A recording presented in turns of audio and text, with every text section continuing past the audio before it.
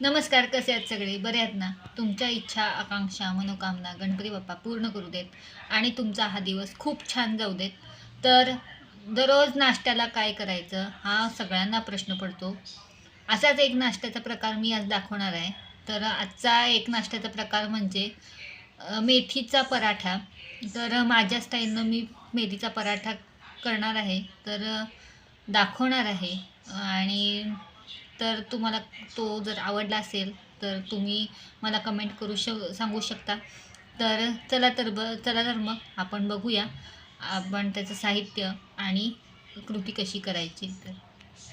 तर आपण मेथीचे पराठे करणार आहोत. तर त्यासाठी लागणारं साहित्य म्हणजे 1 वाटी डाळीचं पीठ घेतलं आहे मी, लसूण, आलं आणि मिरचीचा ठेचा करून घेतलेला. मेथी मी ही 1-2 बाउल असेल तर हे मी मेथी धुवून चिरून घेतली आहे. उकडलेला बटाटा घेतला आहे, तो एक घेतला आहे, उकडलेला आहे आणि मी तो खिसून घेतला आहे आणि चवीपुरतं मीठ घेतलं आहे. उकडलेला बटाटा घेतला अशासाठी ते बाइंडिंगसाठी ते आपले पराठे खूप छान होतील. बटाटा घातल्यामुळं बाइंड चांगलं होतं त्याला. थोडीशी अर्धा चमचा आपण हळद घालूया. त्याच्यात घालण्यासाठी हळद घेतली आहे.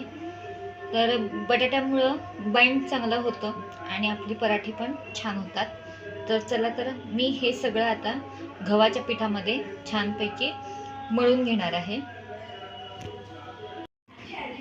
तर मी मेथीचा पराठा करण्यासाठी हे पीठ भिजवून तयार केलेलं आहे.